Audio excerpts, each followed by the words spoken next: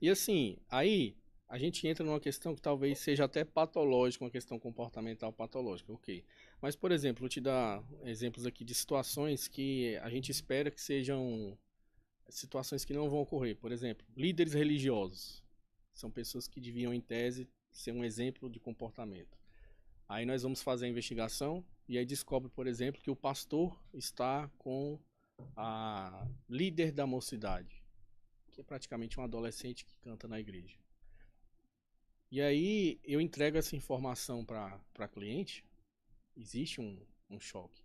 Ou no contexto empresarial, irmãos roubando o outro, delapidando até o último centavo, sem pena, pegando empresa, transferindo patrimônio, inventando balanço financeiro, sumindo com estoque.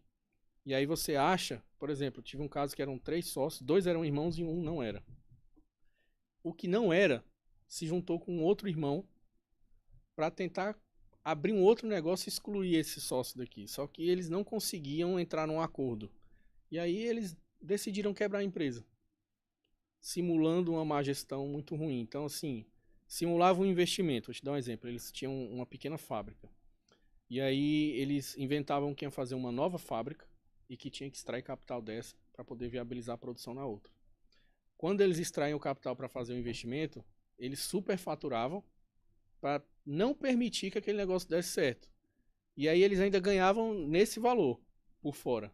Até esse negócio aqui se desidratar e não ser economicamente mais viável, a ponto de fazer dívidas. Só que já com outro CNPJ e com dinheiro estruturado para avançar com a operação, só os dois.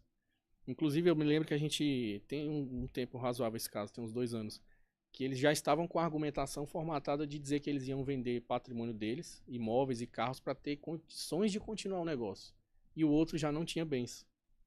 Então ele não ia poder participar por isso. Eles simularam uma história para poder sair de cena e depois voltar por cima. Exatamente. E aí a gente pensa assim, no contexto de amizade, de confiança, de responsabilidade, inclusive família, pessoal casado, com filho dependendo. E aí você vê que existe um plano, inclusive contra o próprio irmão, para destruir patrimônio. E aí tem questões também vinculadas ao próprio governo. Vou te dar um exemplo. Um serviço que a gente fez, que tinha uma fábrica também, que trabalhava com alimentos. Isso a gente descobre estudando o caso, né? Cada produto que você compra tem aquele selo lá do Ministério da Agricultura que identifica qual é o tipo de alimento, como que ele deve estar condicionado. Então é tudo bem específico. Aí uma empresa que tinha esses registros já formalizados fazia o quê? Pegava outras pessoas que tinham interesse no negócio, eles não produziam nada, eles tinham só as licenças. Colocavam dentro do contexto da empresa a fabricação e etiquetavam com a marca própria. Qual foi o problema?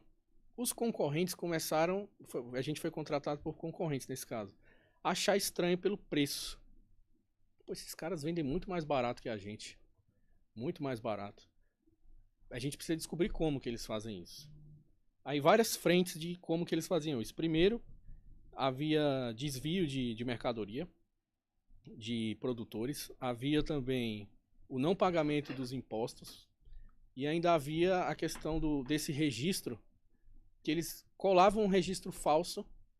Por exemplo, ele vendia frango e estava etiquetado lá com carne moída.